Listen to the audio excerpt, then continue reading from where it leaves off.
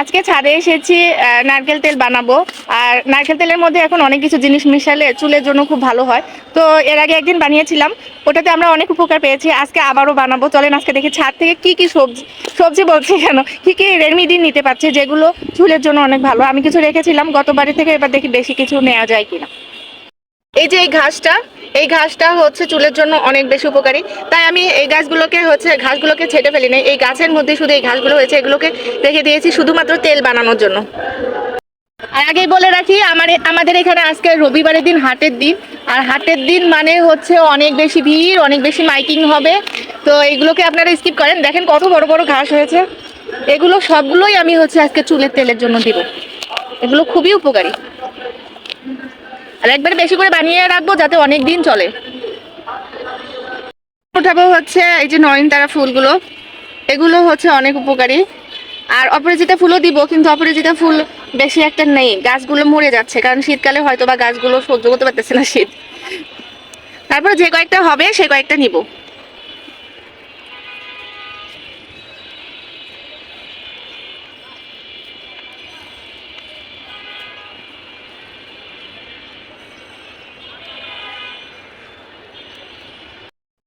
গাছ থেকে আজকে ফুলগুলো উঠে ফেলছি।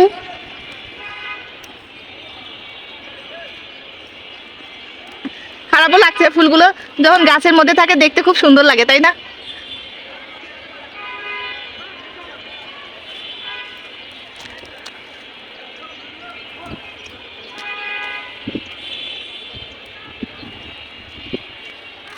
এই যে এখানে কিছু অপরাজিতা ফুল আছে, এগুলো উঠিয়ে নিচ্ছি।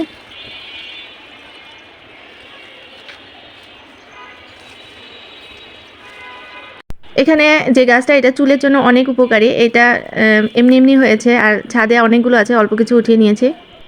আর সব শেষে তুলবো হচ্ছে মেহেদি পাতা। মেহেদি পাতা আপনারা সবাই খুব ভালো করেই জানেন যে মেহেদি পাতা অনেক গুণাগুণ চুলের জন্য। আর যেহেতু গাছেই আছে তাই উঠিয়ে নিলাম। আলহামদুলিল্লাহ, মাশাআল্লাহ, অনেক পাতা আছে, এখান থেকে কিছু পাতা উঠিয়ে নিব।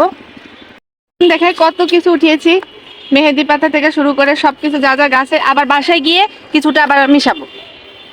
ছাদ থেকে উঠিয়ে নিয়ে আসা সব উপকরণ, আর বাসায় কিছু উপকরণ যেমন মেথি, কালো জিরা, আর আমলকি, তেজপাতা, এই সব উপকরণ। আবার এখানে রসুন দেওয়া আছে এবং পেঁয়াজ, যেটা চুলের জন্য অনেক উপকারী।